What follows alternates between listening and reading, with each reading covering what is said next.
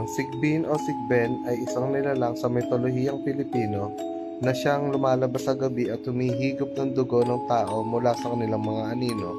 Sinasabing ito'y naglalakad ng paatras, ang ulo ay nakababa sa pagitan ng kanilang mga binti at may kakayahan na maging invisible sa iba pang nilalang, lalo na sa mga tao.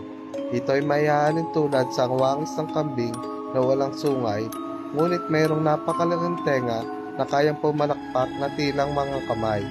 Meron din itong mahabang buntot na maaaring gamitin bilang latigo. Ang sigbin ay sinasabing naglalabas sa nakakasukong amoy. Pinaniniwalaang gumagala ang mga sigbin tuwing mahal na araw at naghahanap ng mga batang mabibiktima. Kukuhanan sila ng puso at siyang ginagawa nilang anting-anting. Ayon sa alamat, mayroong mga pamilyang tinatawag na sigbinan.